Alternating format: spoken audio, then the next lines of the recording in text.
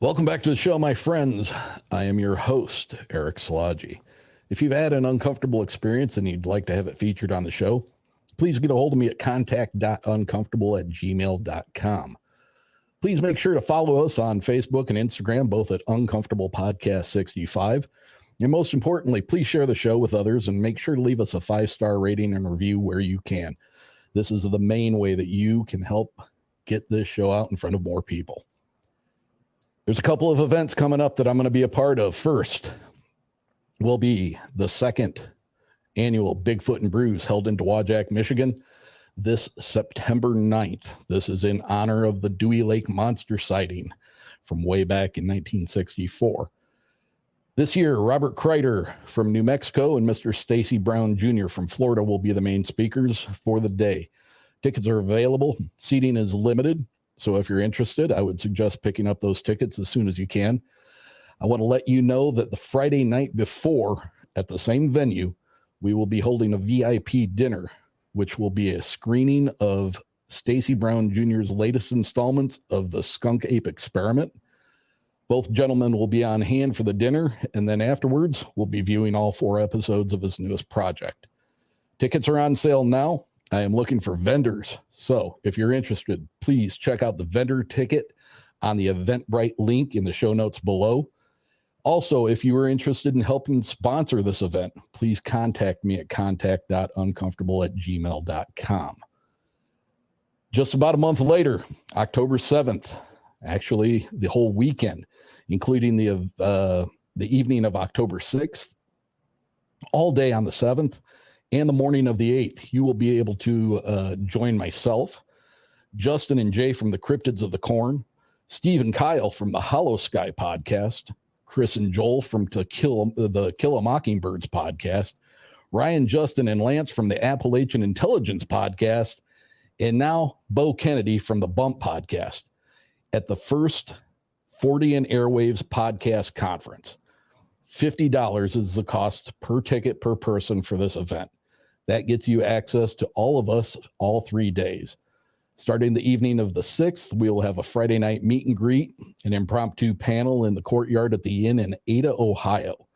Then, starting bright and early, Saturday morning, you will have access to all of the show's vendors' tables where you can pick up your t-shirts, stickers, and other merch from your favorite podcast. And then that whole day will be filled with each one of these podcasts taking the stage to do their thing. The end to Saturday's events will be a planned panel discussion with Q&A with the audience. Then Sunday morning, ladies and gentlemen, we're going to do something really nice for you. We're going to head down the road just a few minutes, and we are going to provide you with a bon voyage pancake breakfast before we see you off on your way home. As a nice little way of just saying thanks for spending your weekend with us. Again, that's $50. That gets you all 3 days. There will be a link tree in the show notes below this episode. The links have the conference center, the special pricing for the rooms, alternative lodging if you don't want to stay there. It's a one-of-a-kind opportunity for you, the listeners, to hang out with us and just let the weird hang out all weekend, man. So please check out the show notes, get those links, and if you're interested, please take part. If you've not heard yet, Uncomfortable Patreon is launched. I'm very excited about it. It's the only place you can find my video series, Uncomfortable Afterthoughts and A Little Uncomfortable. Go to patreon.com/uncomfortablepodcast770 and see if any of the tiers interest you there. Your support of the show has been amazing over the past few years, and I am hopeful that this is going to be a nice way for me to give back for all that support. The link for the Patreon and the Uncomfortable Discord will be in the show notes below as well. As for tonight's guest, this is Scott's second appearance on Uncomfortable. Scott is the proprietor of the Bigfoot Mapping Project. Last year, he was featured in a very, very good documentary called A Flash of Beauty, Bigfoot Revealed. If you're familiar with this project, his project, you'll know that his Instagram is constantly putting up maps of different states and different segments of data collected on Bigfoot, sightings, reports. I've been wanting to have Steve back on since the first episode that we did together. And then just recently, probably within the last week or two, I saw his later post on the Michigan Byways. And I figured that's my sign. Time to get this guy back on. If you would, please give a warm, uncomfortable welcome to tonight's guest, Mr. Scott Tompkins of the Bigfoot Mapping Project. Scott, welcome to Uncomfortable. Hi, Eric. Great to be back. Great to have you, my friend. It's just been fun catching up before the show and sharing all the news and hearing some of your stories about things you've covered in other past episodes and sightings and just all the stuff that's been going on. It's I can't believe it's been so long already since I was on last time. It goes so fast. It does. It really does. And the older you get, the faster it goes. So you're telling me.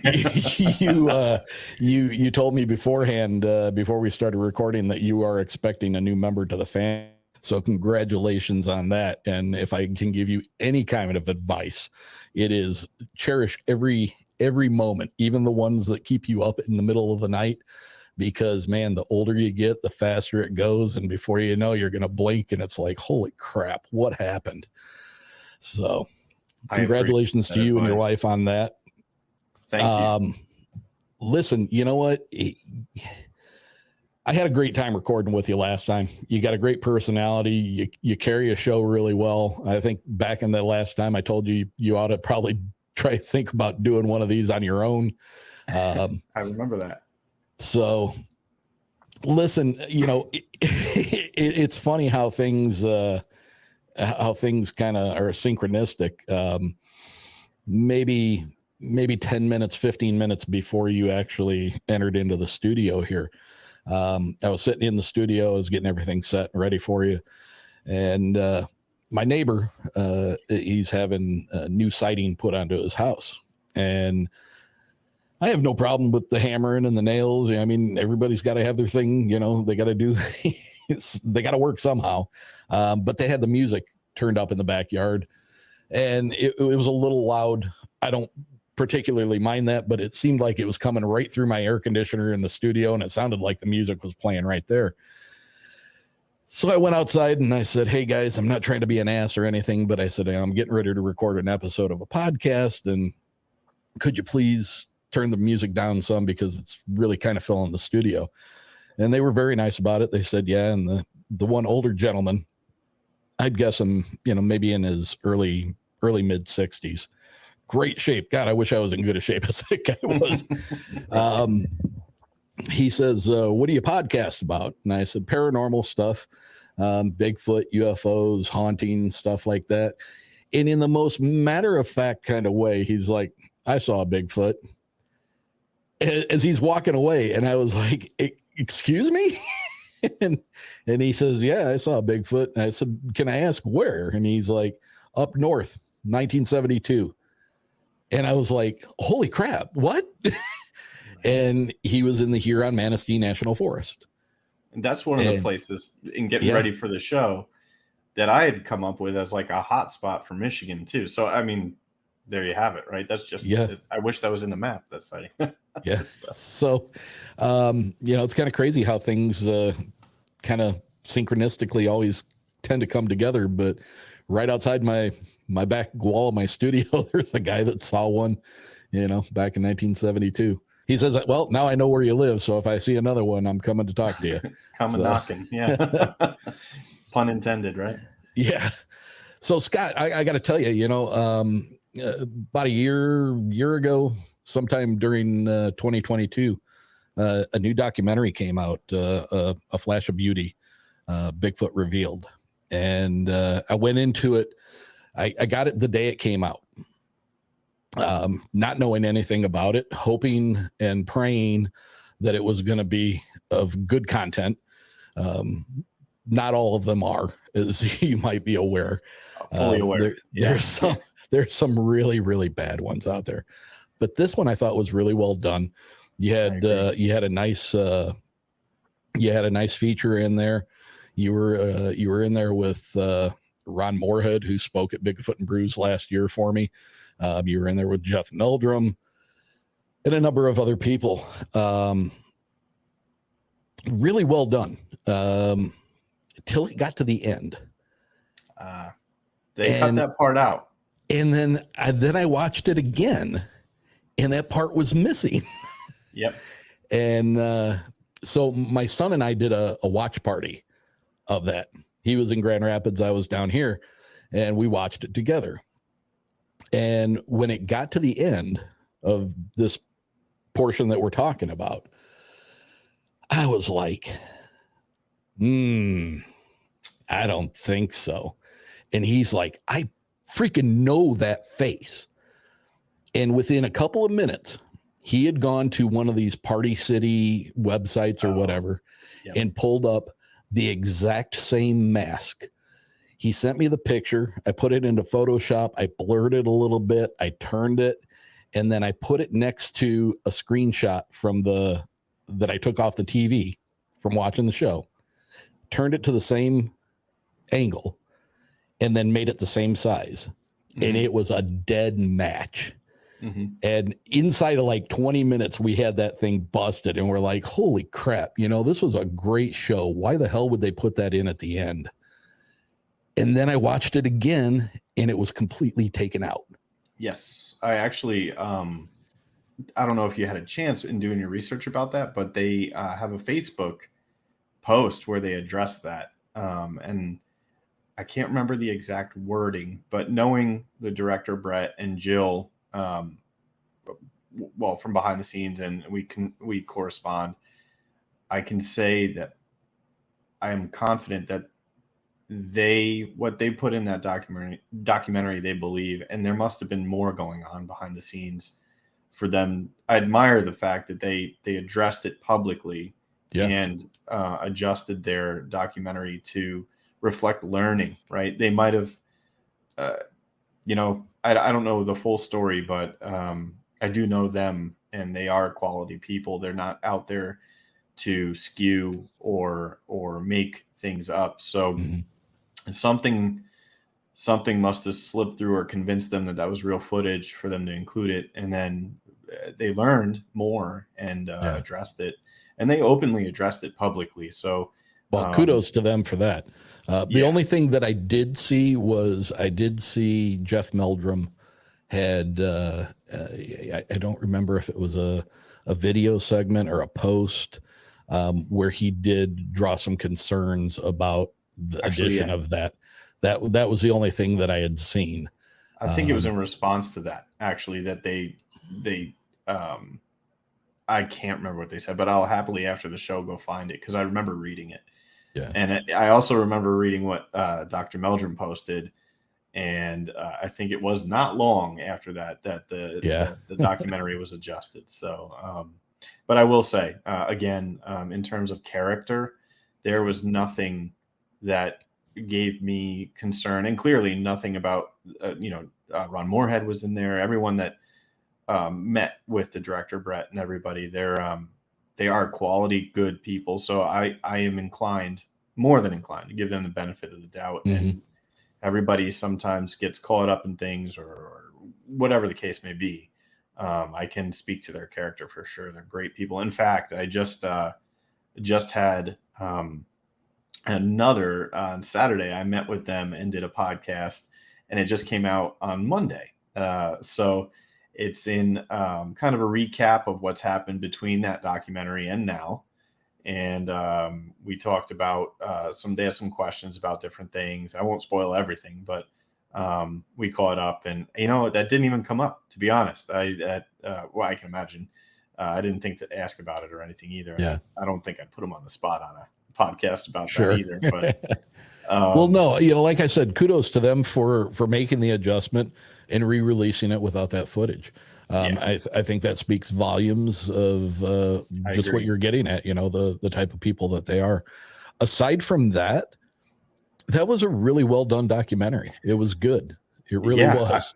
It's artfully done. And it's got great information. They stay on point, and they weave the narrative with facts very well. I am still impressed. And again, I mean, I'm glad that they made the edit, because that would have didn't do the rest of the documentary justice. Right. So, Any idea on how well it's performed? Actually, I don't know. I have no idea. I know that they made enough to make a sequel. I will say that there's a sequel coming out. I was gonna ask. Yeah, I was gonna ask. That's awesome. That's all. I'm not, in the loop on that. I'm just on the periphery, I guess. But Yeah.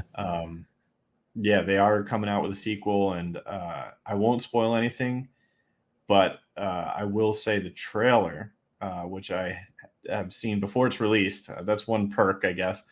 Looks great. It looks great. So I'm curious. I assume you're in it again. No, not in the film, not yet. Anyway, I just did the interview that was following up, so in preparation. So the interview may be in there. I don't really know. Yeah. But I was happy to catch up with those guys regardless. Yeah, it's a very good show, very good, well done, and it ranks up there with the best of the ones that I've seen anyway. Yeah, I agree. And I've seen a lot. I've seen a lot of bad ones. My algorithm is forever scarred with Bigfoot. The algorithm, it just serves up everything. Yeah. So you can turn on any streaming service I have, and last watched, suggested for you, everything is either UFO related, Bigfoot related, or ghost stories. It's ridiculous. I mean, same.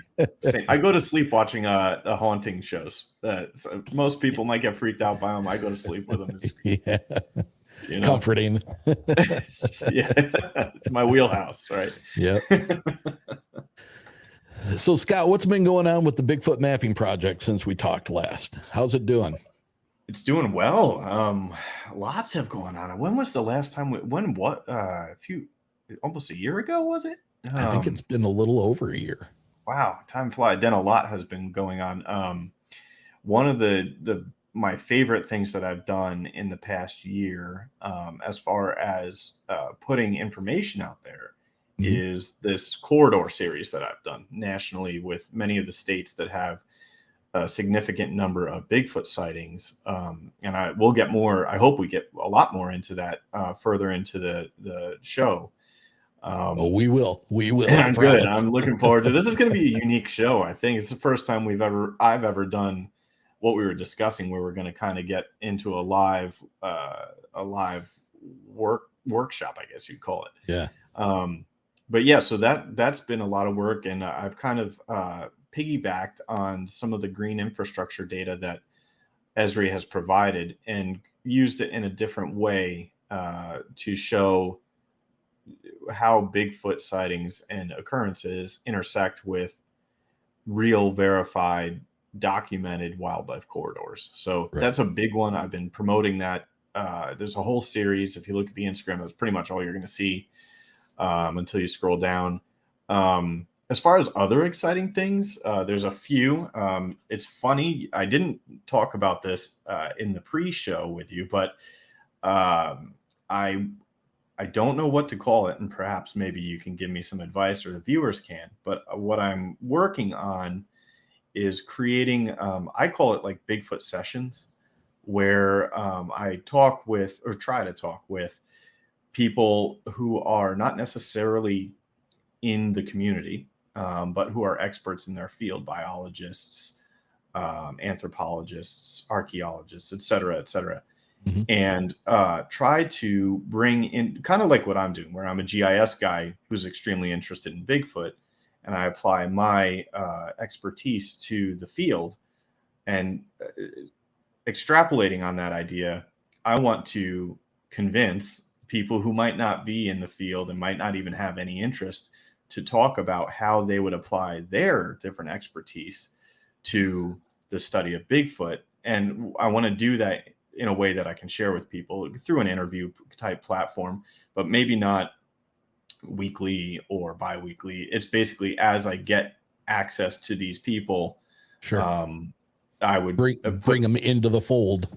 Basically, yeah, it's where I wouldn't say I'm trying to make them believers. I just want to learn from them and share what they do in parallel studies, etc., and shared that kind of perspective with the Bigfoot community so that maybe we can bring in new techniques, new ways of looking at things through a different lens, and take it from new voices, right? People that because I mean, there is a community and there are a lot of the same people talking about things. So anytime you can bring new voices in is always, I'm a new voice, I would say. I haven't been around very much, right? So, and I hope to make it an impact. And I think bringing other new voices in can only help. So it's through my experience, I kind of had that idea, and it's in incubation right now, I would say. I think it's a great idea. And, I agree with you. You can go to a Bigfoot conference on the West Coast. You can go to one, in Colorado. You can go to one in Wisconsin, Michigan, Ohio, Pennsylvania, New York, and or as far down as the Smoky Mountains or down into Florida. And you're going to see the people that were on Finding Bigfoot, Cliff Barrickman, Bobo, great folks, by the way. Yeah, they're great. You're going to see Jeff Meldrum. You're going to see all these, this small pool of people who are very recognized and respected in the field of talking about Bigfoot. But, and there's a big but here. So these people, when they speak,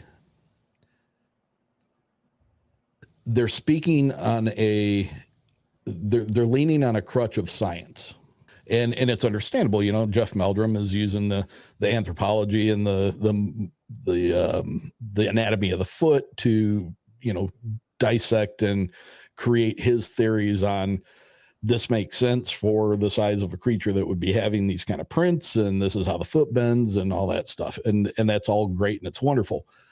But they're the only people that are out there that are using this science to lean against. You have hundreds, thousands of people who are having experiences, and they don't have the science crutch to lean on. So their explanations for things are more emotional. They're more anecdotal, and it's out of fear, or it's out of how everything was presented to them when they were having their encounter, So I think it's important to have science as a part of this conversation. And the only problem is that the only science that we're getting is the same people who are in the science for years and years now, So to bring other people in who are not necessarily a part of the culture, not part of the community, that you can get to talk and speak on the subject. I think it's a brilliant way to get additional information. I hope so. And it would be, I wouldn't be trying to nail down their opinion. It would be more a conversation of a hypothetical. They may or may not believe in Bigfoot or think it exists, but if we were to get them involved, how would they take this approach? What would they do that we might not be thinking about or implementing in the way that we approach as a community the field of Bigfoot research? There's always kind of a way to disrupt, and I think just we haven't found Bigfoot yet, right? So in a fully documented, widely accepted way. Right. So maybe we should evaluate some of the ways we're doing things and welcome some new perspectives. And I feel like through my own experience, the entire community is extremely welcoming and open-minded and positive. And I've only had a great experience, yourself included, where people are very nice and interested in what we're doing, have great feedback, great constructive criticism, want to see you do well. So I think that they would devour some new information, perhaps, absolutely, coming at them that way. So that's just one thing that I've been working on. It's hard to come up with a name and a theme song, and that's the hardest part. Yeah. But a couple other things. I'm going to release a new version of the web app. I've been so if you haven't seen very many maps on the Instagram lately, I've been working behind the scenes on building a new web app on a new platform called Experience Builder through ArcGIS Online, which has a lot more features. It's a lot smoother. It's a lot faster on mobile. So it's been 2 years now since I've updated the mobile app as well. So it's about time. There's a lot more functionality that I can introduce. So I've really been putting a lot of thought and work into making the web application, especially, more of an analysis tool than just a viewer tool, where you can go select an area, see the sightings, filter data, that kind of stuff, and introduce that other than just a viewing platform. So I think that really I need to live up to what I want the project to be, and ignoring the new functionality really won't advance it anyway. So I've put a lot of time into starting to build that, and it's I would say it's 50% there. I won't release it unless it's quality. So we're 50% there, and probably a little harder on myself than most people are. So and a little bit of a perfectionist, I would say. Well, that's a good trait to have. No doubt about it. Again, it's the Bigfoot Mapping Project. I have the app on my phone. I can't tell you the number of times that I have just, whether it was looking for something specific, whether it was looking just to peruse through, and it's very affordable. What are you at? $1.99. So it keeps the lights on for well under a cup of coffee. One time, there's no advertisements. It's not a subscription.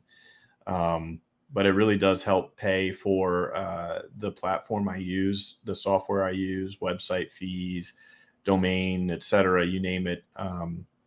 Everything that comes in through the app definitely and more goes into the Bigfoot Mapping Project. So it's every little bit helps. So I highly recommend it if you have an interest in this subject and you want a quick and easy reference, no matter what state you're in, of looking up and finding what the most recent sightings are, sightings from the past, hot spots. It's a super, super easy app to use, and you can get a ton of information out of it. Even other countries, it's great. In you Europe did too. a great job. To add to your point, we're international now. We've got some sightings and reports in Australia, Africa, Nice. Europe. Yeah, we're just missing South America. I did not realize that. Yes, sir. If you zoom out, you can get on over to the rest of the world too. I'll be damn. Yeah, you're right. Yes, sir. It's a little hidden secret. Not that I doubted you, but that's awesome. Little Easter egg. You can kind of go see learn about the Yowie in Australia. That's where we probably have the most other sightings. I'm trying to expand to outside the U.S. I think actually this is a good segue, touching on just the kind of phenomenon, and we were talking about the community in the United States. Bigfoot is mainly the way it's been embraced seems to me to be a very North American phenomenon. In the way that it's entered mainstream culture and pop culture. Yeah, exactly. Very much so. I mean, just think of all the places you see it, and the little stickers on cars everywhere. And one of the things, same. They're all my stickers. Guilty. But one of the things that I would like to do with the project is get outside of the bounds of pop culture in the U.S. and really start to bring in reports from other countries where people might not be motivated by notoriety or, not that everybody is by any means, but I just think that it would bring a new aspect into the database where those reports are have a different motivation, right? So a little bit different filter. Yeah, exactly. Yeah. So, and it's also interesting what people from different countries and cultures observe and how they understand things. So reading about what people in Asia, for example, or Australia or Europe, what they observe from their perspective and how they describe things will be interesting. And it will also be interesting to learn about Bigfoot behaviors, Yowie behaviors, whatever the local name is, and perhaps understand whether there's truly different species like the orang pendek, the Yeren, all those types of things. So going international, I think, is a very important part of understanding Bigfoot and in full context, as opposed to just in the context of the U.S. and North America as well. Absolutely, I agree. You're doing a great job. It is I don't even describe it. I don't think of it as a job. This is fun. This is a passion project for sure. I'm, we all use apps on our phone. I mean, whatever it may be, but I mean, as far as a pocket caddy for information when it comes to Bigfoot, I mean, I've had people message me, hey, have you had any, of anybody that may have seen one around so-and-so area? And that's the first thing I go to. That's the first thing I go to. And it's like, actually, you know what? There were 3 sightings, back in the 70s or the early 80s, in that area. So it's great. And, for $1.99, you just can't beat what you get out of it. So I highly recommend it. Thank you for helping me get it out there. I don't do that well enough. That's one thing. I'd rather stay behind the keyboard. So self-promotion is a weakness of mine. So I appreciate that's what we're here for. Thank you. No problem. So getting back to the state of Michigan. So as I told you before we started recording, I'm hosting Bigfoot Brews for the second year in a row. And that is in southwestern Michigan, Dowagiac area. And back in 1964, it's the home of the Dewey Lake Monster sighting. Pretty much an entire summer worth of several sightings. And basically, when you boil it down, the sightings, the reports that were in the paper describe something that was 7 to 9 feet tall, covered in hair, at times appeared to be soaking wet, and appeared to have some sort of lake vegetation in its hair. But nonetheless, basically was describing a Bigfoot. The town, somebody in the town announced, I think it was a liquor distributor, announced $1,000 bounty on it, and the town was inundated with cars and trucks full of people with baseball bats, shotguns, mosquito nets, anything that they could try to capture this thing, to the point where the police made them take the bounty down because it was creating so much havoc in the town. The brewery that I'm hosting Bigfoot Brews at is literally about 1.5 miles away from the very first sighting of this creature. And later on that year, later on that next year, in the early months of 1965, in Monroe, Michigan, which is directly east on the east side of the state, almost in a straight line from the Dowagiac area, there was a report that came out that was the Monroe Monster. Basically, exactly the same report. Actually reached in a moving car, and actually caused some damage to a young girl's face, leaving her with a black eye. But I mean, so in my episode 2 and 3, I interviewed a gentleman who hunts a piece of property that is east of Dowagiac, about, as the crow flies, probably a 30-minute drive. Had one walk out in front of him on opening day about 9 years ago. So I start putting these things together in my head, and I'm like, okay, you had 1964, you had it over in Dowagiac, and then, 9 years ago, I got a guy who has one experience with one, directly east of that. And then in 1965, there's another one, in east of that. And I'm starting to think to myself, it's like, okay, so is there a corridor? Is there a corridor that they're using in my mind? Yeah. That, that these things are traveling. And here we go. You post a Instagram picture of the state of Michigan with what you call the byways. Mm-hmm. And that's what we're here to talk about. So from here on out, man, this is your show. So let's do your thing. Bigfoot byways. Yes. So I will, before we dive into the map, I will explain what we're talking about so the viewers and listeners are prepped. And I'll do my best to, for folks that are going to listen on the podcast without being able to see the map while we're going through things, I'll be as descriptive as possible, because I want them to get just as much out of it as anybody watching. So, and let me jump in here real quick and say that for the listeners on the audio end of things, I am going to post this video interview on YouTube. So you will be able, if you really want to see the screen shares from Scott, it's going to be in the video, and that episode will be uploaded onto YouTube. Yeah, this is a bit different than some of the interviews I've done, and I think it's going to be a lot of fun. So this is kind of more what's the word? Like I said before, like a workshop where we're actually going to do some analysis live. And the first place I kind of want to go look is the lake, like you were saying. I really do want to look in that area. I think since you told that story, we can maybe start there. Mm-hmm.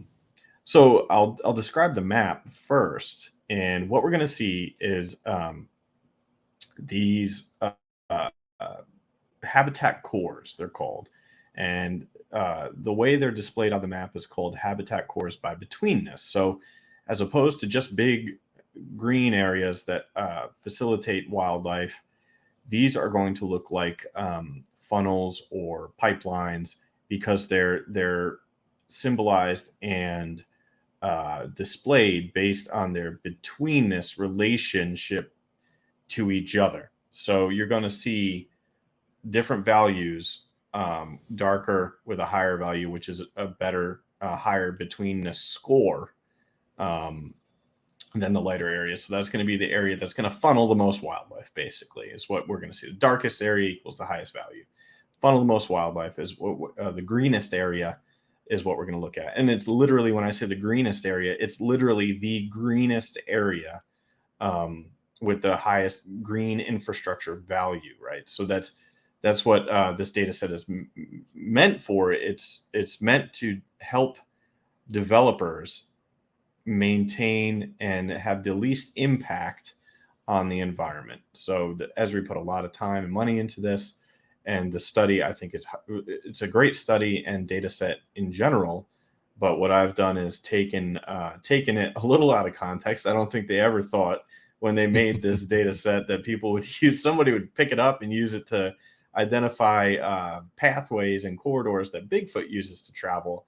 Right. But when I saw it, I instantly went to one of the main features of the data set, which I think is the most useful, is something called a least cost pathway, or like a connector. And what those are the corridors that have the least resistance for wildlife between these hubs, these environmental hubs.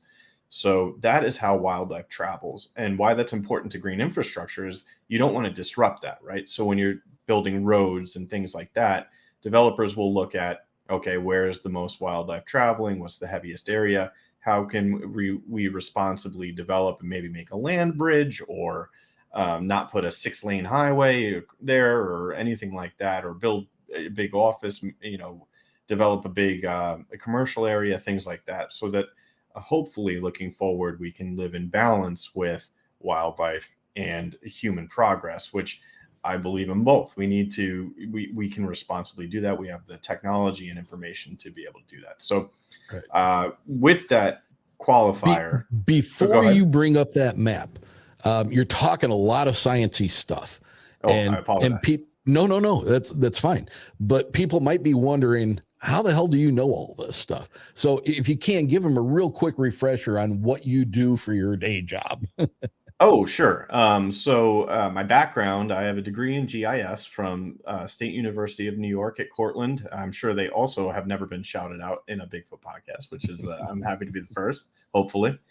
Um, and with that, what I got into right out of school was geophysical exploration. So seismic exploration, doing field testing, finding and analyzing the geology of the earth for oil and gas development, fault analysis, all different types of salt domes, carbon capture, you name it. And what I do now is data management for a geophysical company for my day job. The Bigfoot Mapping Project, regrettably, is not getting 100% of my time, especially with a baby on the way. I've got to pay the bills. So I do geophysical work and I love it. But the passion I carry for the Bigfoot Mapping Project is what I apply a lot of my creative energy to, and really find all these data sets. And to your question, or to your point, what I try to do is take information that people might not even know exists, or how to digest it, how to access it, might not have the software to do anything with it, and put it in front of people in a way that is that communicates something, rather than just dumping all this scientific stuff, kind of like I was before, maybe a little verbal diarrhea there, where I was just rattling off all these terms. I'm glad you stopped me. What I'm trying to do No, is I just wanted people to understand that what you were speaking on is stuff that you were very well versed in. yeah, I've been doing this because for your 15 years. because your degrees and your life experience, your work life experience, it all encompasses the tools that you're using to do this. So this isn't just you going and making a copy of the BFRO's website, only you're pinning it on a map. This is way more than that. I appreciate you highlighting that, and bringing me back down to the ground for a second, so I remember to explain things. You're right. I have been doing this for a very long time, and that's one of my motivations, is to share the way that I look at things and start to understand. I think GIS is a great way to understand the world in general. You use GIS every day, whether you know it or not. I mean, DoorDash is GIS. Those Really? guys knowing the route to get to your house. I mean, think about it. They're tying your order to a restaurant, to what location they need to bring your order to. That is GIS. Emergency services is GIS. Farming, forestry, you name it. You probably touch GIS in so many different ways throughout, even logistics. How did your groceries get to the grocery store? GIS. So it's a lot of different things that people might not even realize what framework is behind that, and it's all GIS. It's a really great field, and I think it can. Getting back to Bigfoot, I think it can help us discover new ways to look at things. So through the project, I really, really, really hope to show that to people in a way that is entertaining, interesting, informative, and constructive, right? I want people to be able to take this information, use it, and feel like they're along on the adventure with me. And when I come up with new maps, for example, that's me having a new thought and putting it into an Instagram post and putting it out to share with everyone. So they don't always happen as frequently as I'd like, but I won't put something out just as filler either. It's very important to me for what I publish, what I put out there, to be quality and useful. So yeah, that's a little bit about the background of the project, and why hopefully it's useful for everyone. And again, I'll add to that. If anybody has any feedback, there's a link on the website. They can message me on Instagram, anything like that. I'll do my best to get back to everyone, and I'm always open for ideas, feedback, you name it. I'm from New York. You're not going to offend me, so I've got a thick skin. And I just I'm grateful to be on the adventure, and hopefully we get there and we find Bigfoot through the project or through something something that I put out there. I hope it helps in the least. I hope it's just part of it. So $1.99, folks.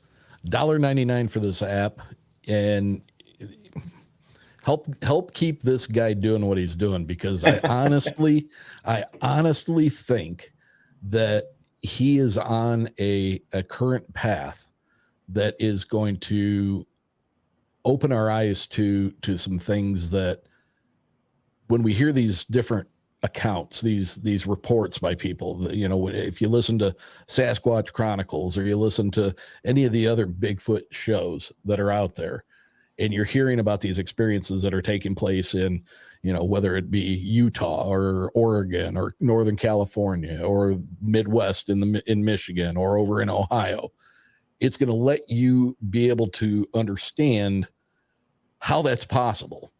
Because for the longest time, people thought Bigfoot was if it was real, it was a West Coast problem, Oh, to the contrary, my friend. Yeah, it's all over the place. So I'm going to shut up. Go get that app. It's $1.99. It's going to be the best $1.99 app you ever paid for. Help keep this guy doing what he's doing. I'm going to shut up now, and we're going to share the screen, and you're going to get into your stuff. Oh, we're going on this adventure together, Eric. So I'm going to do my best Bob Ross and paint the picture of a map here. This is a first for me, so please be kind. We'll see how it goes. I'm excited to dive into a map. This is it's going to be a lot of fun. Oop, there we go. Okay, can you see? I'm going to move you over into another screen here. We've got infinite screens. Oh no! All right, there we go.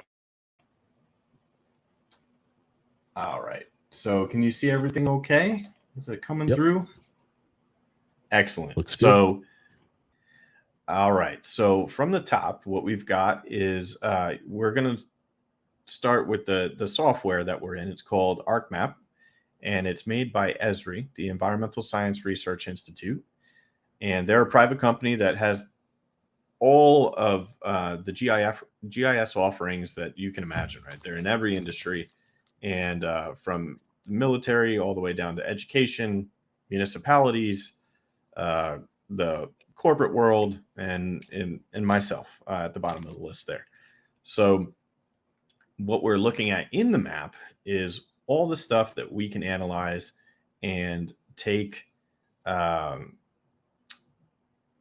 derive conclusions from. So we've got a lot of environmental data from the green infrastructure data set that Esri put out there, but added to that map, we've got our layers here on the side, and just like a pizza, everything on top is exactly how you need to think of these layers. The way they're ordered is the way they're going to be drawn on the map.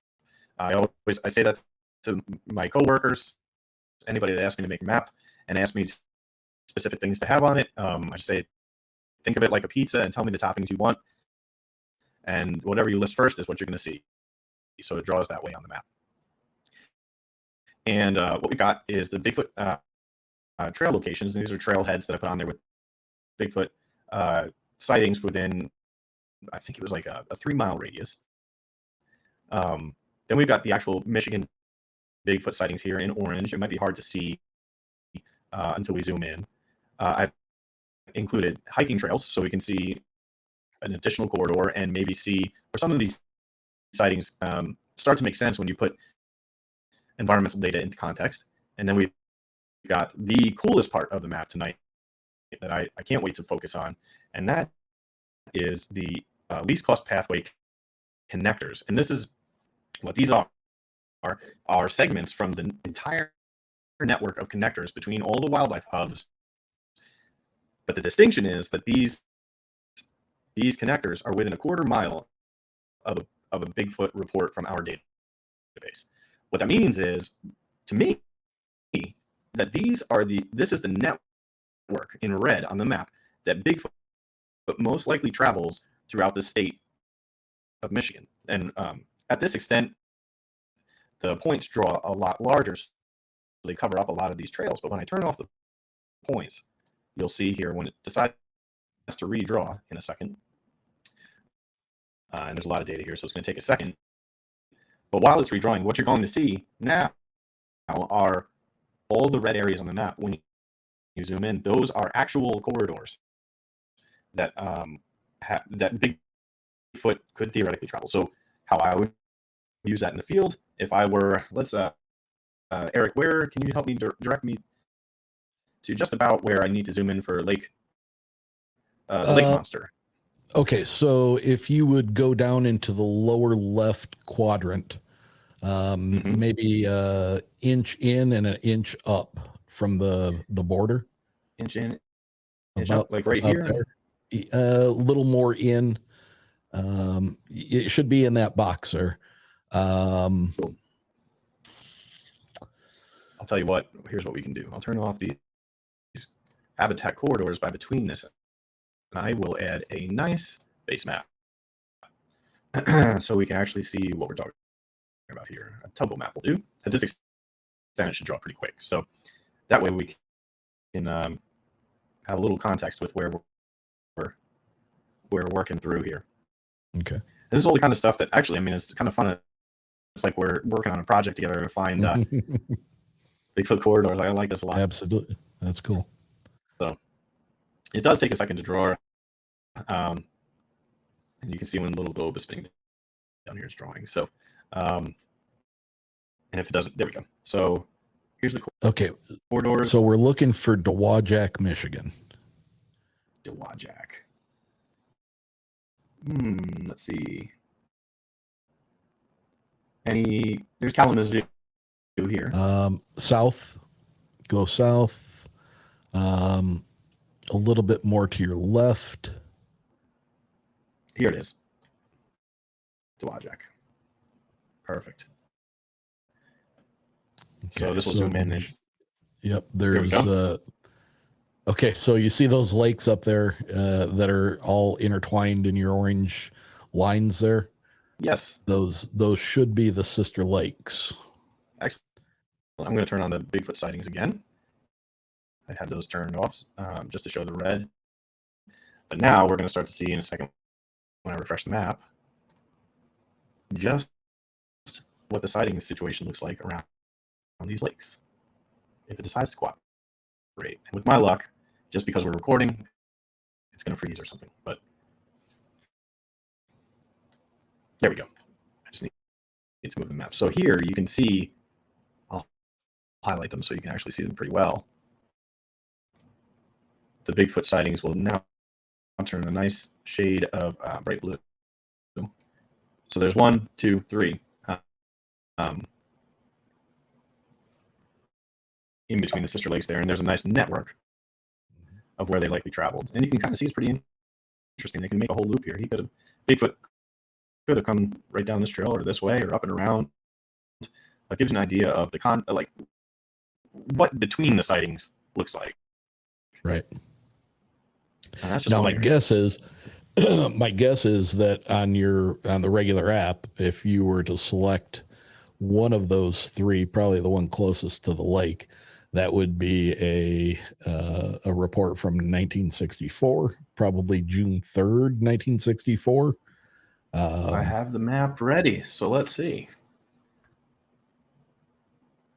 I think if I remember, you said it was over here, and these are the sightings, right? Dowagiac. So which one were you looking at, Eric? I would imagine any one of these. Probably the one closest to the lake. 64. 1964. That is the Dewey Lake Monster. Oh, and it doesn't want to go to the website, but that's the Dewey Lake Monster. Yep. Right there. And also 64, June of 64. Interesting. Yeah. So I'll jump back into the map. And I don't know if you want to see anything else about the Dewey Lake Monster, but if we go back out to the full extent, maybe we can look at some of the hot spots. Absolutely. That we were talking about pre-show. Sure. So one of the hot spots. I find it fascinating. I find it fascinating that you came into this, you created this map without knowing anything about the Dewey Lake Monster or where it happened. Yet those orange lines that we're looking at right now, those are a result of what? Those are pulled out from the least cost pathway connectors entire data set over the state of Michigan, and those are the wildlife corridors, including, people are going to say, oh, they go across the lake, but that is because it includes waterfowl and like any type of wildlife, otters, waterfowl, even deer swim across lakes. What those are is that network, any of the segments that were within a quarter mile of any Bigfoot sighting. So these, the way it draws a loop like that is because they're all, this may be one segment here, right? This loop, and then it may shoot off. This may all be part of the same corridor. So if it was part of the, I didn't cut it. If it was all one feature, I extracted the whole feature where the line started and where the line stopped, no matter which way it twisted and turned. Because to me, it's important to show the full context of where that entire corridor connects to, because logically, what I want to display is what happens between these sightings. And if I clipped it to what I thought made sense, then we're not seeing the full picture of what is linked by the way that they've created these connectors. So that's what I'm trying to display here. And I'm glad you asked that question, because you might see this offshoot here and wonder, like, why does this display, since it's not intersecting a sighting, and it's part of this entire feature that twists and turns through here, and it may have the same resistance value. It may just continuously connect. So I want people to be able to derive from looking at this the entire corridor that Bigfoot may use to travel, based on where it was actually observed, right? Which makes sense. It does. I mean, because basically what it's showing is the most logical path of continuity for wildlife to travel in that area, in being in an area that they're going to be the safest, not out in the open. And, you know, if something is 7 to 8 foot tall, anywhere from 5 to 700 or 800 pounds, and it needs to eat protein to some extent to continue to survive, it would make sense that it would be traveling along the same corridor that most of the animals in that area are traveling. And that it's amazing to me that those three sightings are literally fall on that line. Can't make it up, right? This is just how the data lays and what I'm able to extract. That's what's important to communicate, is that none of this is all independently sourced from a third party, and all this really is intended to do is put more information at the fingertips and display another way to look at things, like I was saying before. So very cool. Very cool. This map doesn't want to cooperate with me at the moment. Let's see what's going on here. The software is freezing. I think this may be a result of using all the memory on my computer today. Yeah, that could be. So I'm going to restart this. I'm going to close it out. Sure. Restart the whole software here. But while we're waiting, I should say, I can talk more to, I guess, some of the hot spots in Michigan while we're waiting on this. And what I've done is prepare a few other maps. Let me find them on Canva here. I just took some screenshots and put them into just a display here. So one of the things about Michigan that I've focused on, again, is the map you talked about, Michigan Bigfoot Byways. But I've also highlighted all the hiking trails where sightings occurred within 1 mile of a trail. And so that's where you see a yellow dot that has occurred in the UP up here, which has got one of the biggest veins of green infrastructure running straight through the center of it and right down into the mitten, as you guys like, as I've learned, everyone likes to say, into the now main the thing that strikes me, part of Michigan. I don't mean to interrupt you, but the thing that strikes me as being very odd about the travel from the upper peninsula to the lower peninsula, that's separated by the Mackinac Bridge. So I'm wondering how these things are migrating from the upper peninsula to the lower peninsula. It'd be a hell of a swim. And, I'm not trying to get anybody in feathers in a tuft, because I know that there are a lot of reports out there of these things swimming. And we don't have any idea what their capabilities are as far as the length of time they could be in the water and swim. That's one of the largest bridges in the U.S. Longest. It'd be a hell of a swim.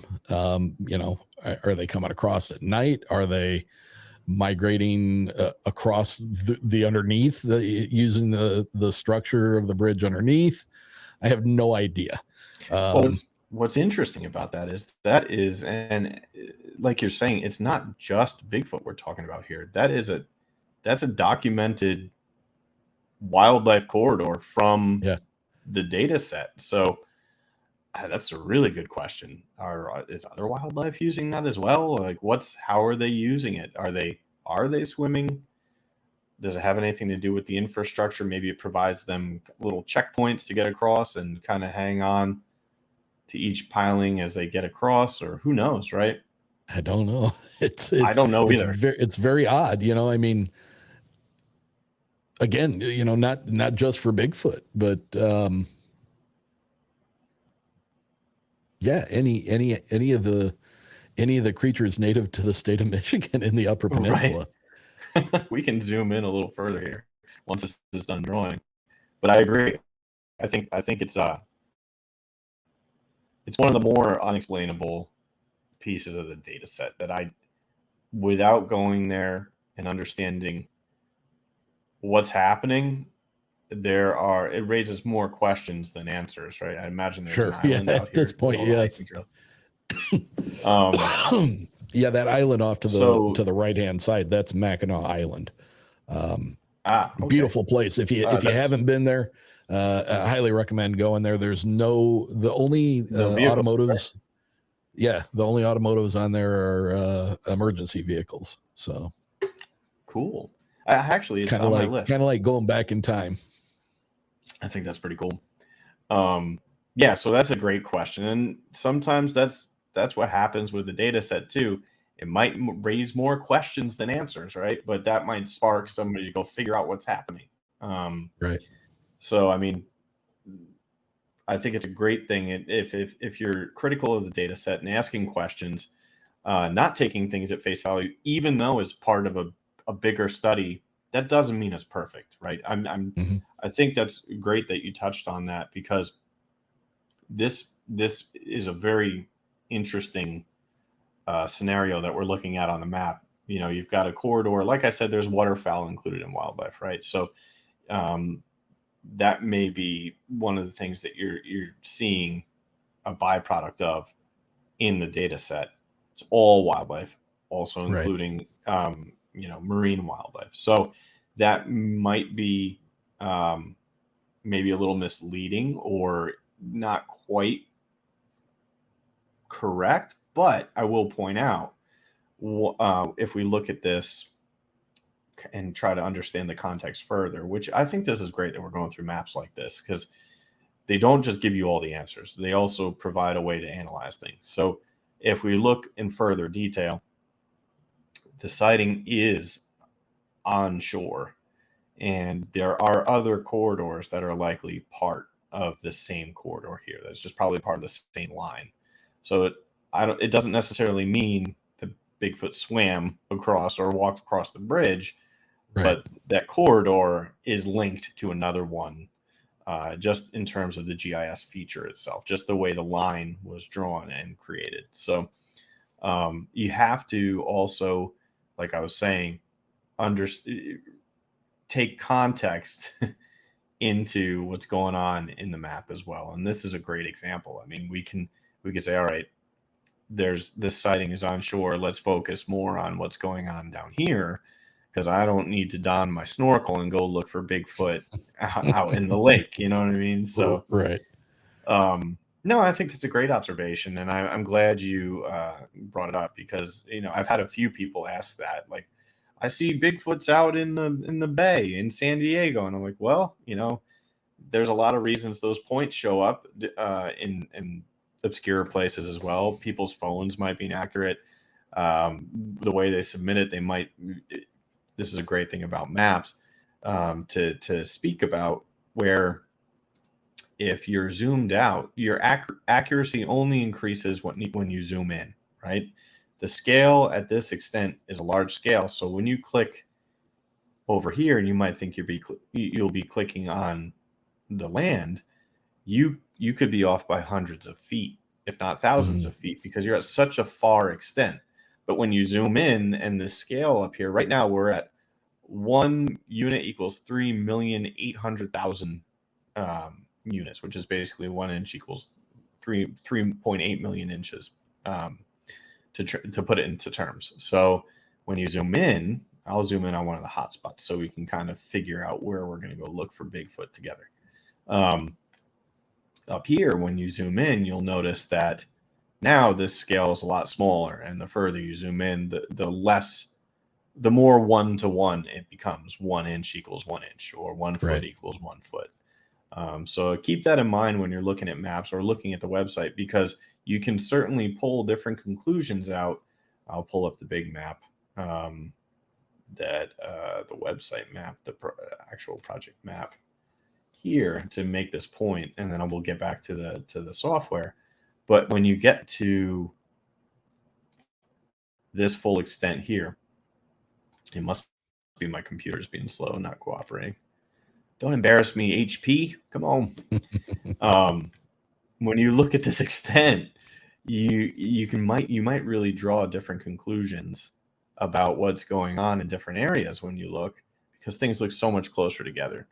And that has a lot to do with the way symbology draws, the way distance is preserved in the map, and things like that. So just a sidebar on how to really understand maps, and why the extent is very important when you're trying to digest what you're looking at, and understanding the scale is very, very important on a map. So a professorial moment, I apologize. So. No, you're fine. So like out there by the island, you had that one orange line that was going out towards the island there. Yeah.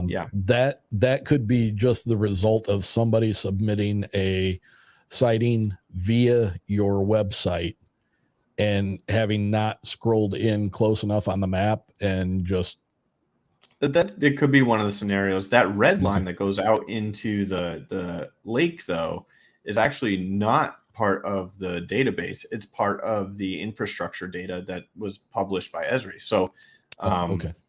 I think most likely that has something to do with marine wildlife, is the most logical explanation that I can think of.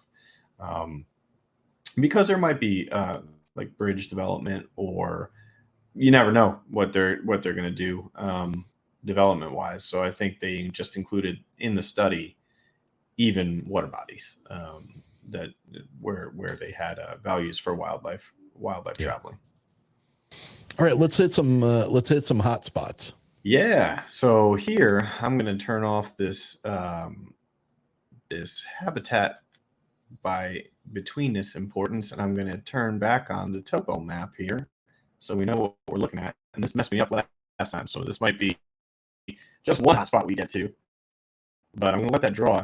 And what this is going to show is, I've got the hiking trails on there. The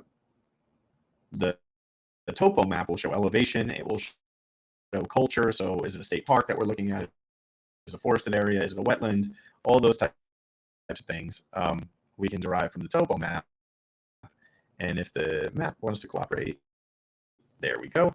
Now we can start to see the full context of what's happening here in between sightings. So we have a whole network of 1, 2, 3, 4, 5, 6, 7 sightings, and then one down here in the map that maybe we won't focus on in a little bit. But they're all centering around the state park here, which I'll zoom in a little further so we can start to really understand. And this is a fun part because this is like e-scouting. How are we going to go find where we want to do our study? Yeah. And clearly, my next thing on the list for the Bigfoot Mapping Project is a faster computer. So please go out, buy the app. Email me if you feel like making any donations. give them that email address and your PayPal and your Venmo.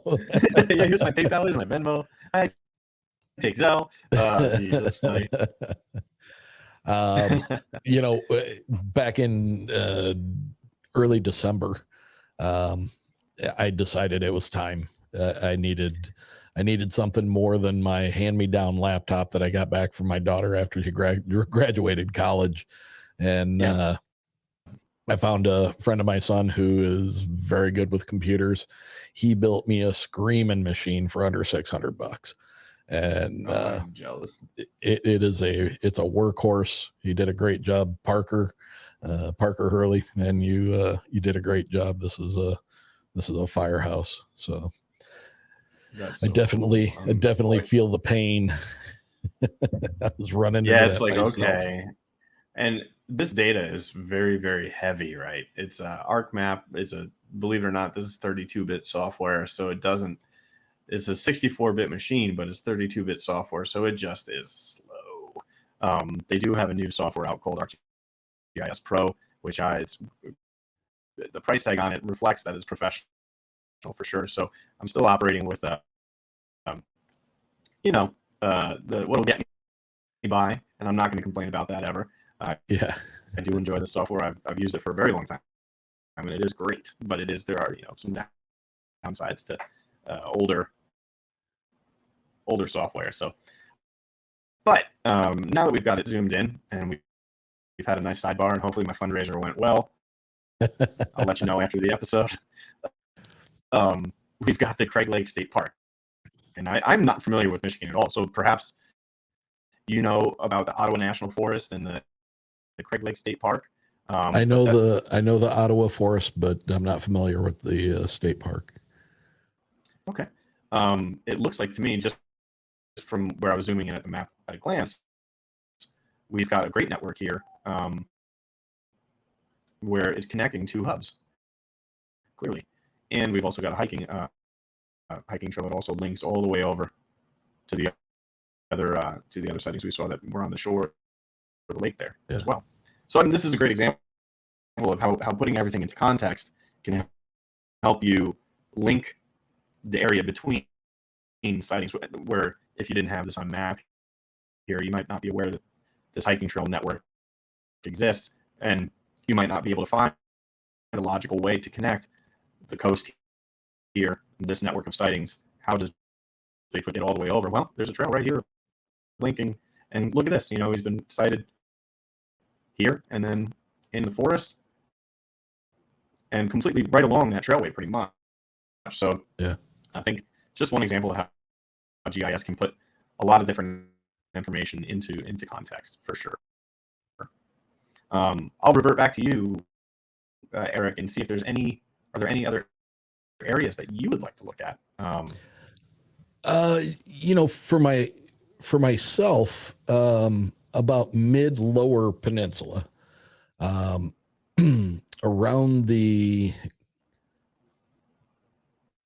Manistee National Forest. Okay. Like I said before, 10 minutes before we went on air, a gentleman outside my house working on another house said 1972 he saw one in the Huron-Manistee National Forest. We talked about my son. He was on one of my episodes. He was staying the weekend in the Huron-Manistee near Tippy Dam, and sure as shit, they had eye shine outside their front door.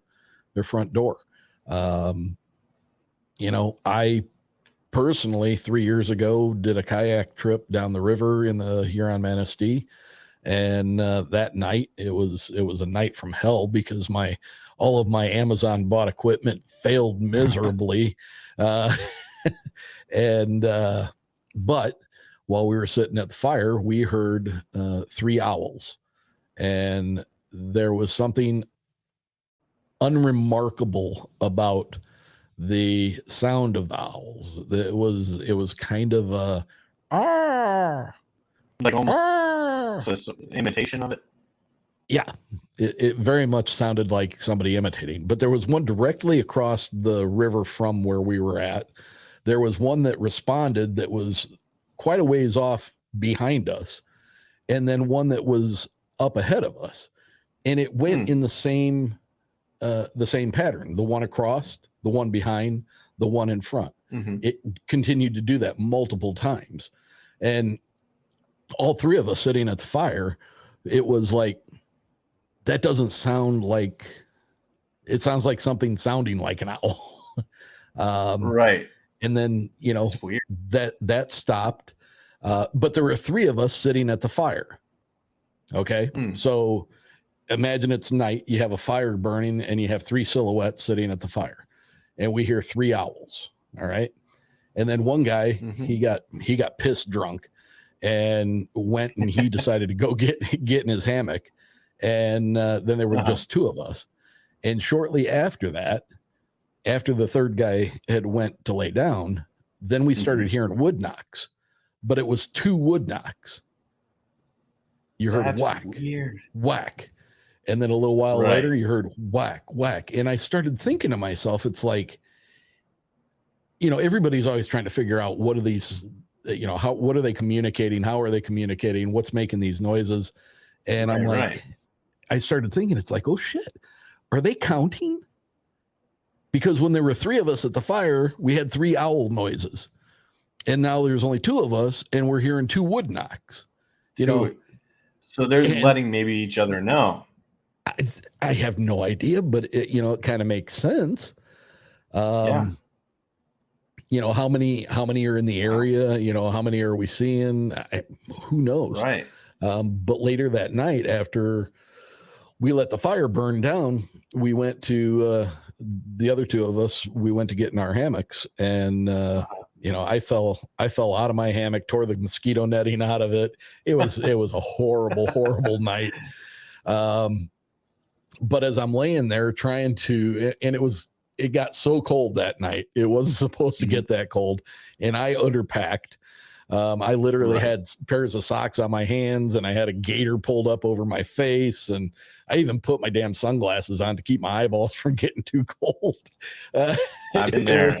It was ridiculous. But as I was laying there, wishing for death, the river's running, and it's fairly high. You can hear the water running. And then I start hearing splashes. Only these were the type of splash that sounds like something going bloop, psh, bloop, psh, like it was a large something or other.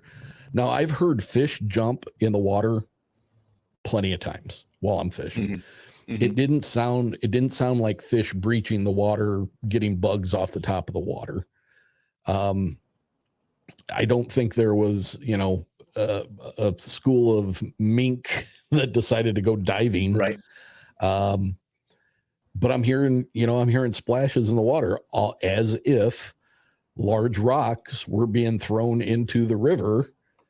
And, basically I stayed up until, the light of day started to crack through the clouds. And then I was able to get about 45 minutes to an hour of sleep. But I was completely unnerved that entire evening. I I mean, you probably felt surrounded and observed and There was a point. surveilled. There was a point where the mountain. I forget the brand name of the Mountain reconstituted hardware. food. Mountain. Oh, What mountain oh, house yeah. or whatever it is, the food. It was wanting to evacuate, and I was like, there is Yeah. no way in hell I am going to go out and dig a hole 25 yards from camp and have this family of Bigfoot sitting there laughing at me while I'm leaned up against a tree. Wasn't going to happen. I can't say as I blame you. Yeah, that'd be quite a bit unnerving. Golly. But like I said, my son had an experience there. I've had an experience there. The gentleman outside my house today had an experience there. And there's a number of sightings right in that area.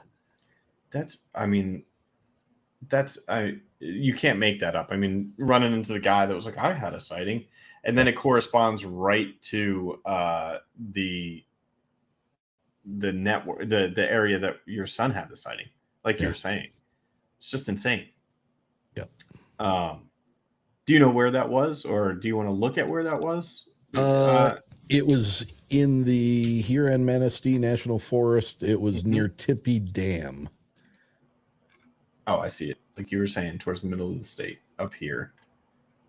This is the Tippy Dam right here. Okay. So we can zoom in there. Voila. Come on.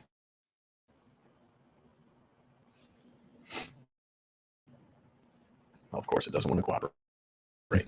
Golly, it's giving me a hard time. I think it's maybe because I'm sharing my screen and going through everything. Probably, yeah. But this extent might just be just as good now. Kind of know the area. But Tippy Dam is pretty much right where this sighting was here. Yep. And then you got a whole network.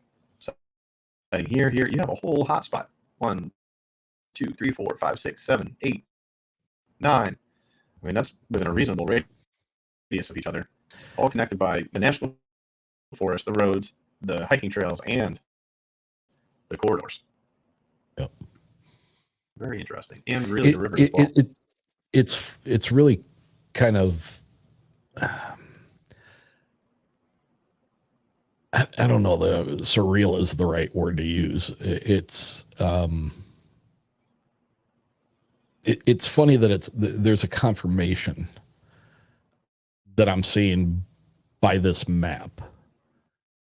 What are the odds that a bunch of people who have decided to report seeing Bigfoot and are making it up would decide to make these reports that actually fall within the data points that show right?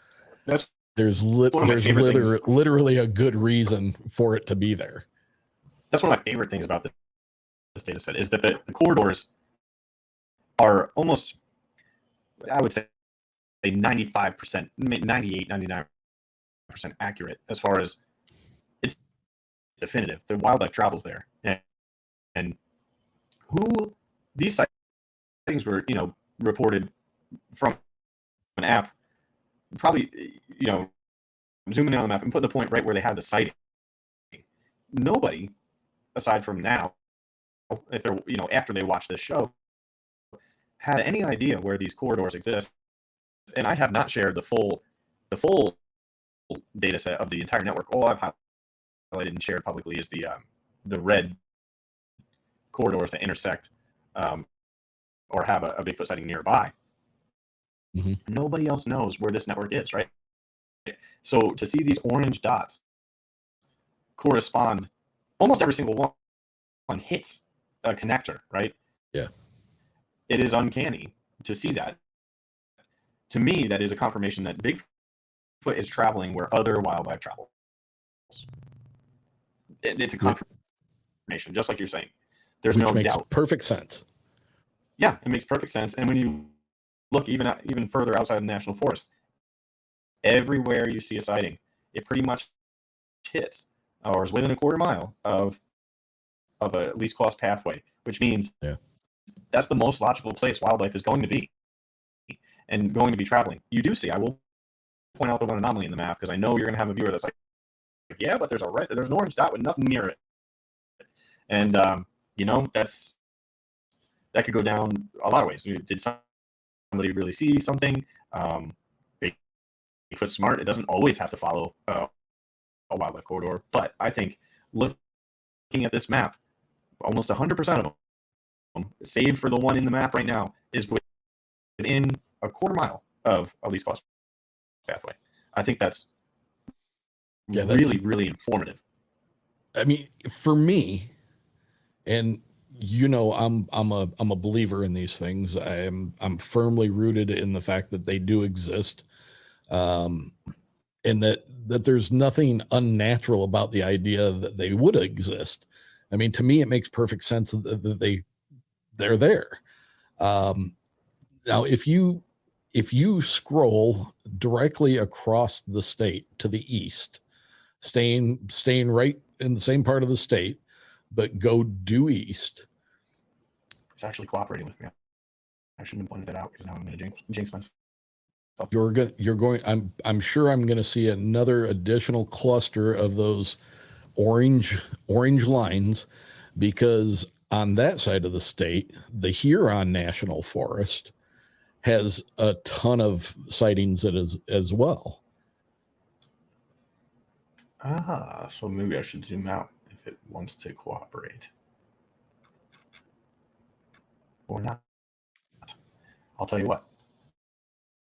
For ease of illustration, I'm going to pull up the website. So here, you're referring to the Huron National Forest up here. We were up here. Right. Now you're referring to here. Yeah. And look at all those sightings. There. Right? A ton. I mean, just a snapshot. I don't think it's a coincidence that national forests have tons of sightings, and at a glance, you can actually see. I think this is I'm glad we're looking at this because I can fit the whole thing in the map, in the screen. This is actually the web application I was talking about earlier. But what it shows you is a good way to understand what's going on in the map. The historical sightings are color coded, so you can see a sighting. So this is an actual visible sighting, the yellow Bigfoot's in the map. An audible, which would be maybe a wood knock or a howl, would be the speaker symbol here, right? Like an audio.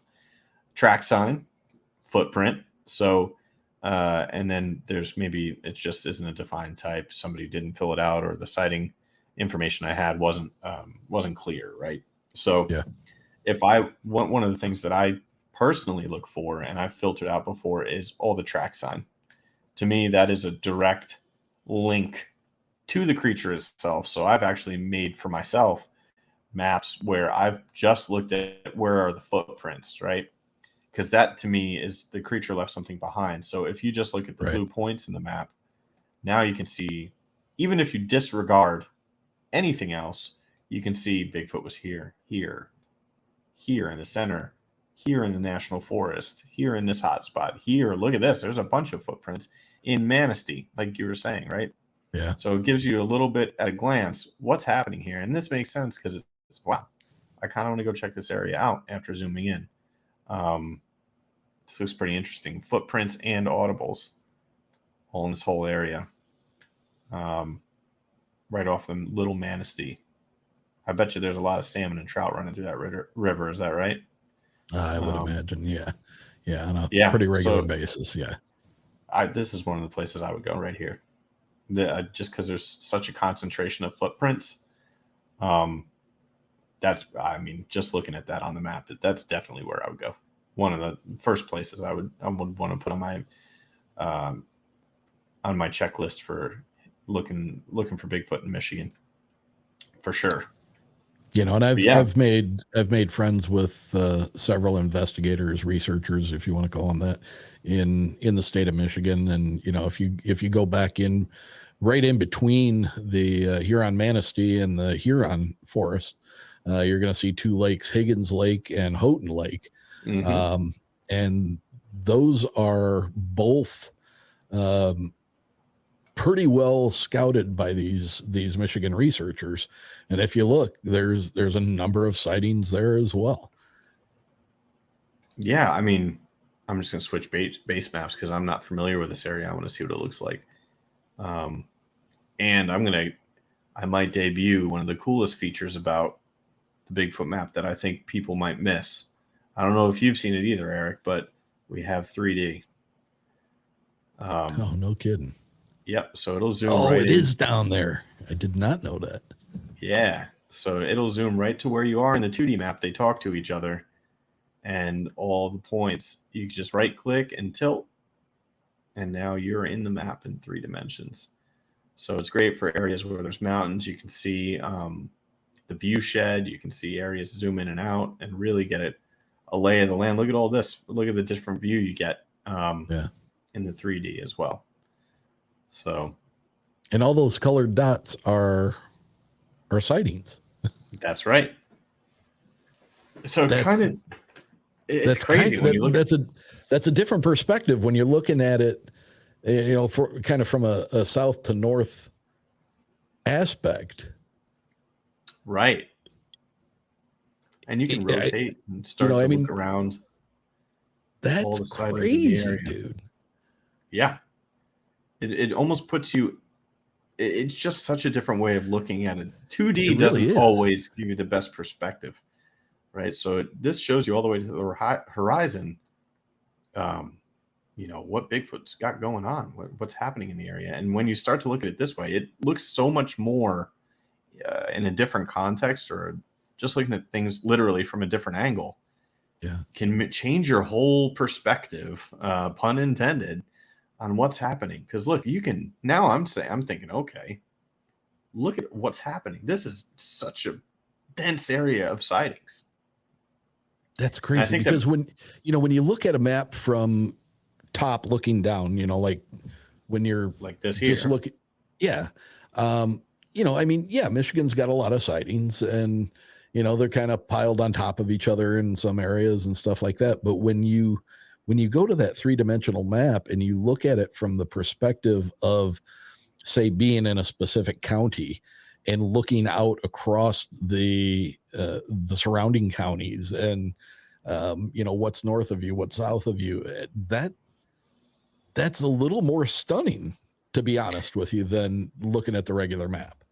I agree. That's why I added it, and I don't think enough people use it, or even maybe know about it. But you can. So if you right click and you want to look from this point, and I just want to zoom around, I can start to get, you know, a different understanding of what's going on in that whole area, the 360, just by, you know, scrolling around. And then if I want to get back to true north, I can just click this here, and it'll bring me right back around. So sound effects included. But yeah, there's a lot of hidden little tools in the Bigfoot Mapping Project web app here that I think, you know, people might not be aware of, and they might not take advantage of. But yeah, there's a lot. Do me a favor. Let's go to the Yankee Springs area. Yankee Springs. Okay, I'm going to search for that. Yankee Springs. That's it? Township? Yes. Yep. All right. We're on our way to Yankee Springs. Okay.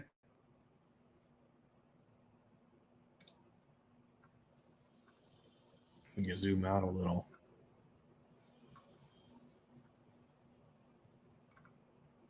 There we go. It's kind of an island of, I was like, are they going to draw?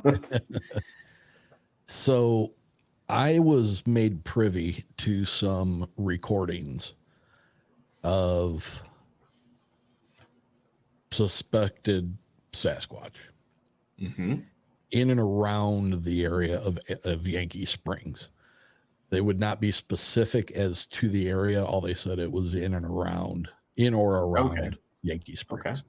So judging from this map, I would suggest that the area that they were talking about was south of Yankee Springs. I wish that I had permission to add that audio to my show. That would be so cool. I've asked. The gentleman that provided me with it was allowed to share it with me, but I was not allowed to make it public. And I will tell you this, if you have listened to Ron Moorhead's Sierra Sounds, the audio that was captured in this location is every bit as good, if not slightly better. Really? Just as intense, and the samurai chatter that Matt Moneymaker had coined the phrase is very, very evident, as well as wood knocks, rock clacking, but the chatter that goes on in this area was astounding.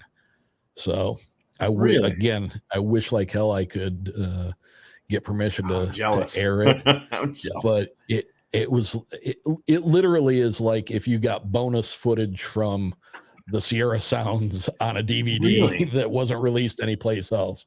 And I was just listening. It was that good.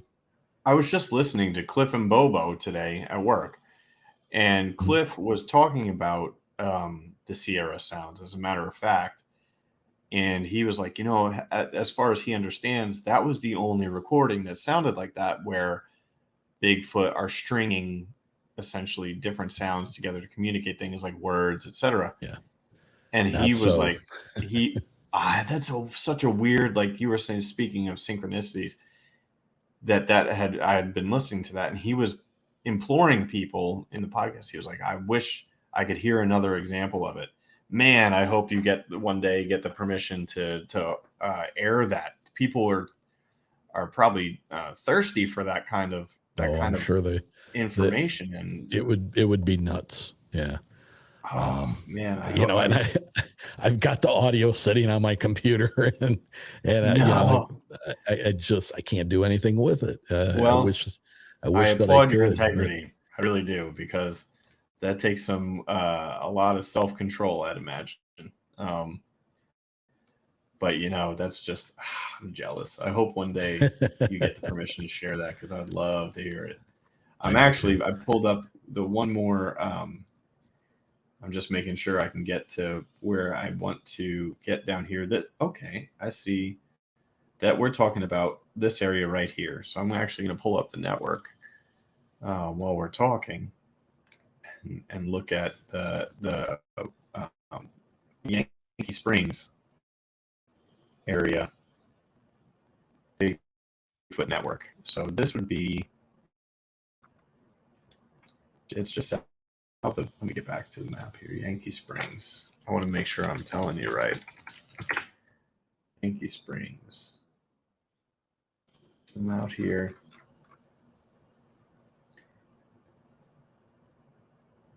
Okay. So Yankee Springs is, that looks like Yankee Springs right about there. So that would be the whole network. Which jives perfectly with. Yeah, that's very interesting. Oop, I'm zooming in now. Yeah, that is quite. I'm just making sure I'm in the right area. Let me get the coordinates here. Strikes me as being.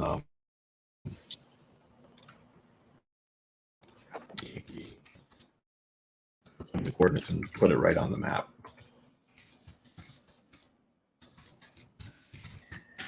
Just so we can see it here. The point on the map, XY.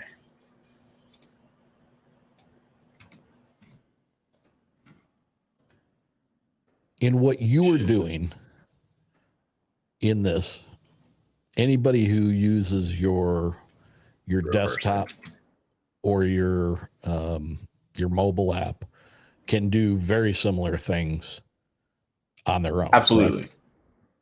Absolutely, yes. So you can, like, for example, I'll actually do that in the map here. Let's see, I got the coordinates.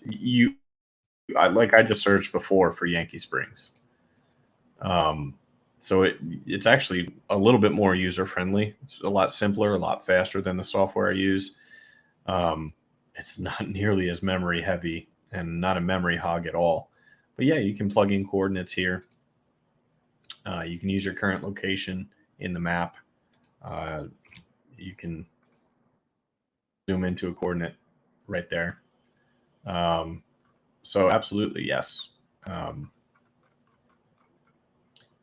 Those are the coordinates I just plugged in. And I just Googled that. What's the coordinates for Yankee Springs Township? And it brought me right there. So yeah, this is meant to be, you can't do everything we're doing in this software here because this is a desktop software. But yes, you can do most. And we were looking over here. So there's Yankee Springs Township. I'm going to flash it on the screen one more time. So yeah, there's an interesting network and the hiking trail as well. But these are audibles. I don't have them symbolized as audibles in the map, this particular map, but Yankee Springs was down here, and we've got a couple audibles. 1, 2, and then on this map as well, we've got, this would be an audible, and this would be an audible. So yeah, I think now I want to go to Yankee Springs and hear something. Yeah. But yeah, there's a lot of different ways that this map can be used, and like you pointed out, anybody can go to the I'll just show you how to get there.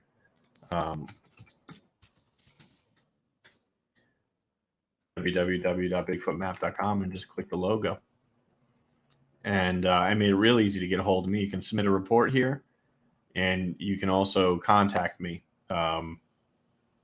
if you like to leave any feedback.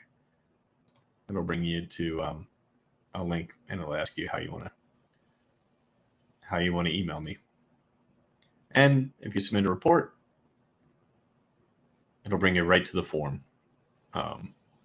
This is the standard form I use here to get a sighting into the map. You can attach pictures, video. You can describe your encounter, list your website, and you have plenty. You have 5,000 characters to describe what you saw. I do require an email and a disclaimer, but I don't publicize anyone's email or anything like that. And the disclaimer is basically, don't put anything up there that you shouldn't be, please. I don't want to have to deal with it, but if you do, I've got your email at least, and I'll report it if I have to. I don't want to though. So, and going back to our first conversation back when and that was actually February of 2022. Mm-hmm. So wow. It's been about a year and a half almost since we did our first episode. We had a conversation as far as there was intentional latency on your part as far as the adding a report to the map, because we are both in the camp of being no kill as far as these creatures are concerned. And we didn't want, or you didn't want anybody to be able to use this application to get boots on the ground any quicker than they needed to after a fresh sighting. And I think that's something that's worth noting. I know at one point with someone I was associated with, a very nice guy, but he was afraid that your information was going to be leading people to, I remember that, to the point of where somebody would be able to get boots on the ground rather quickly using the information from these sightings and then potentially kill one of these things. So I think that intentional latency is very well placed it in this, what you're doing. I don't understand what's happening here. It's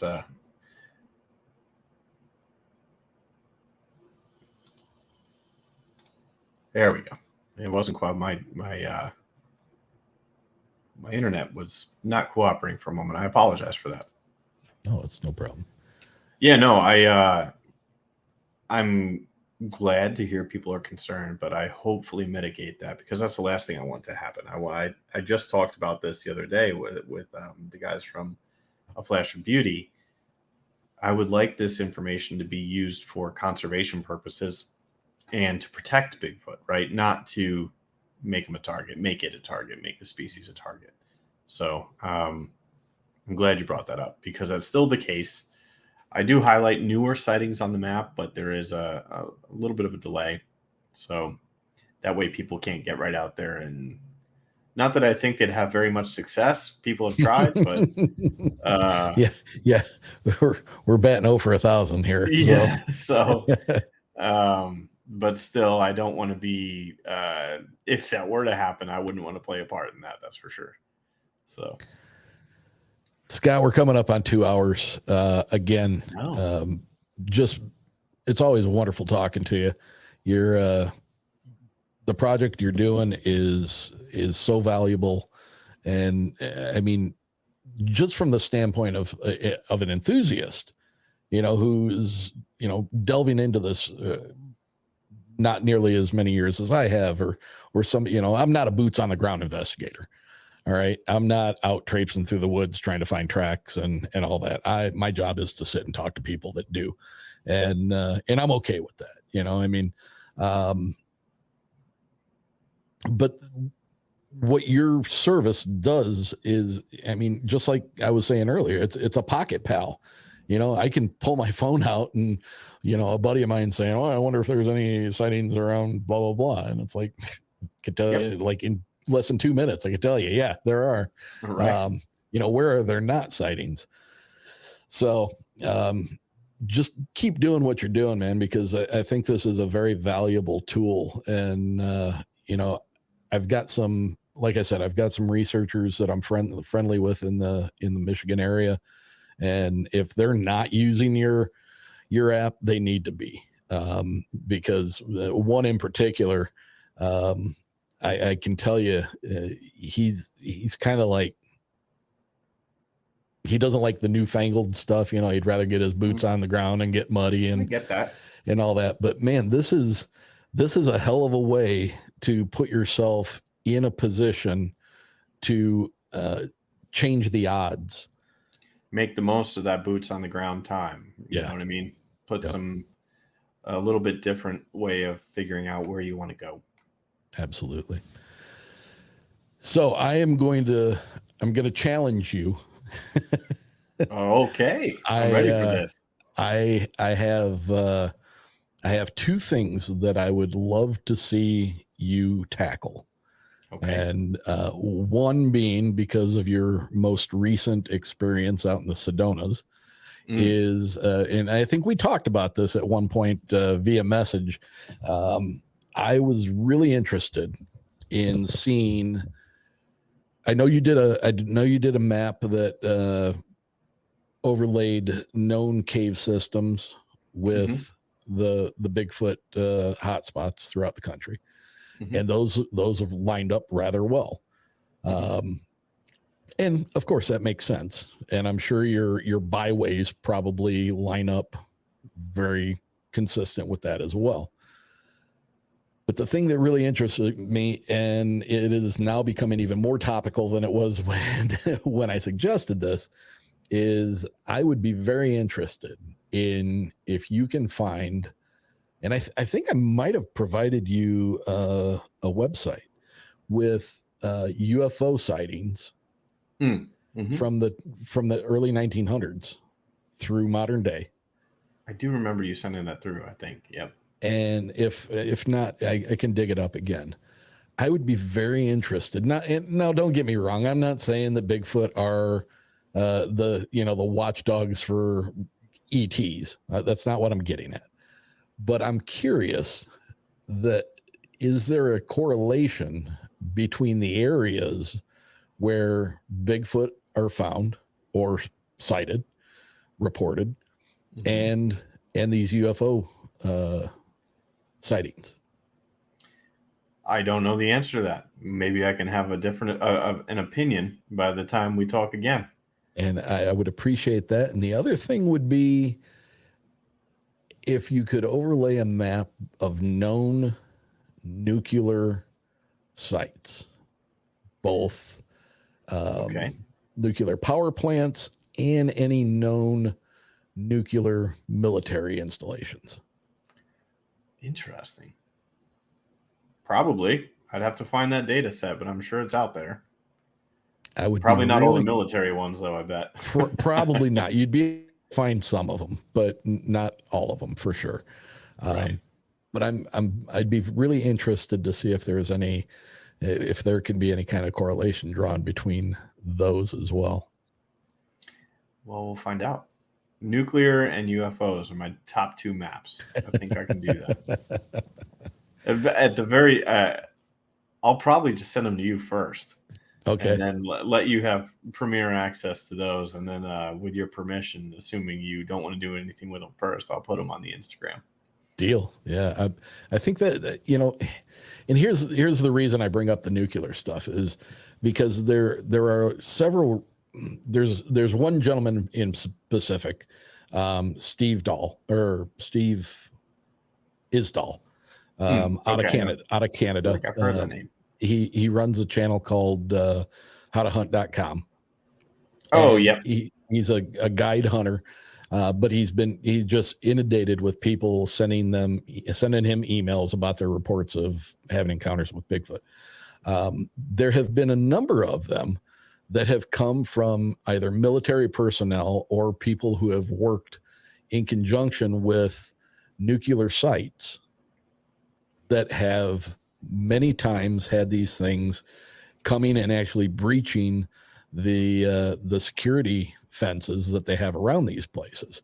And, I'm curious. I mean, is there a correlation to it or is this all bunk? And if there is a correlation to it, what's drawing them to it? Is it just due to placement, which your byways that you've just shown today, if they're in a position where they're like right next to or intersecting these byways, that would make sense. But if they're not, and they're showing up in that area, what's the attraction? What's the draw to it? Right. So that'll be, I was just thinking, there's one sighting you reminded me of while you were saying that. And it was one that's in Antarctica, believe it or not. And it's, a study. You just reminded me. For some reason, I jumped to Antarctica because of your mention of like secretive nuclear sites and the thread we were on. And I was like, Antarctica's got a lot of secrets, and we do have a report there. So it just kind of was a weird connection for me, and I just was clicking on it to refresh about it. But yeah, it's I will be happy to make those maps and share them with you. That would be awesome. That would be amazing. Hopefully it'll be amazing. Hopefully it doesn't make me look like I'm a crackpot. So, well, but I got a feeling. I got a feeling it's gonna show something. I think you're right. I think it'll be interesting. I mean, I wonder what the radius will be for sightings or reports within a proximity to those areas, because I mean, again, like I was talking about, the extent of the map will matter at that point, because if I'm very zoomed out and it's at like a country level, it's going to look a lot more correlated than if I zoom in on each specific area. Right. Maybe for that map I'll put like a 10-mile radius around each point, just so people have a reference scale to understand what's going on, because I think otherwise it kind of gets lost in the map. The other thing for another day that would interest me is, do the known ley lines throughout the world, do those intersections of those ley lines, do they correspond with any of what you've come across, and this is coming from somebody who is, entertaining things at a much more open-minded level than the science-based thought process that you're using. But those would be fun maps to make. So I'm not going to say no. You know what I mean? Yeah. I think there is a map that I made in the past that's on the Instagram where I analyze magnetic and gravity data.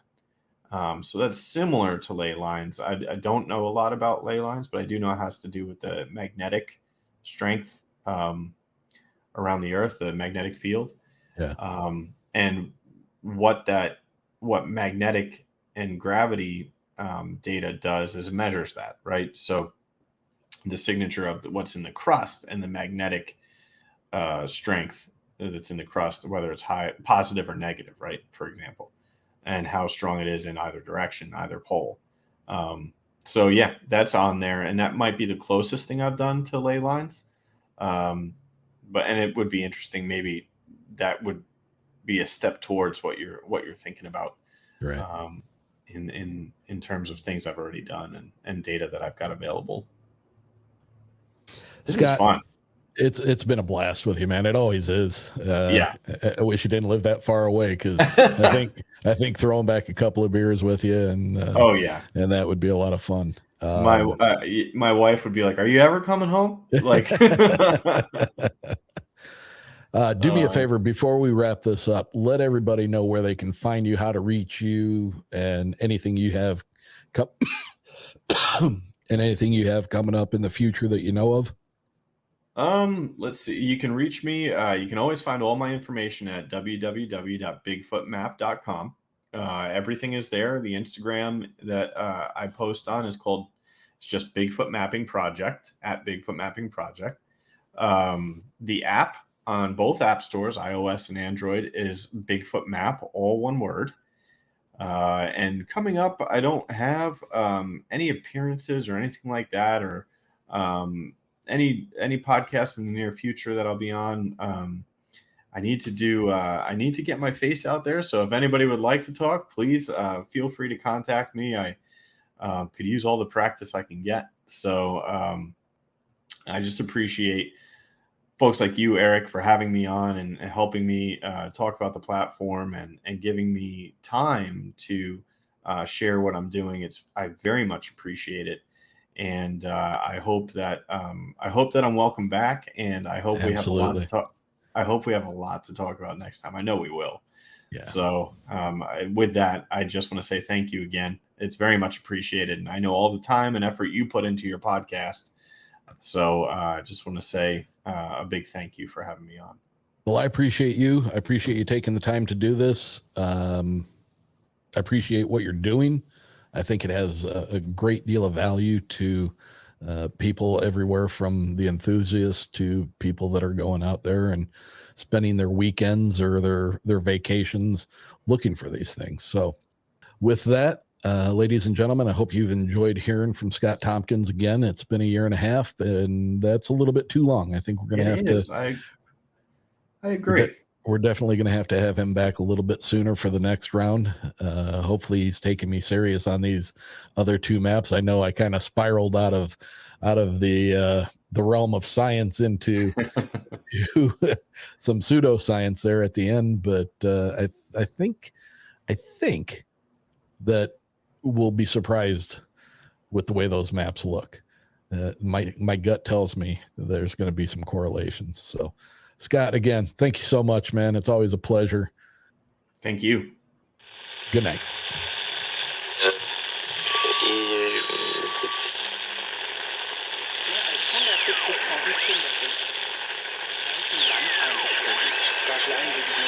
Reprendre votre thérapie, d'aller en partie.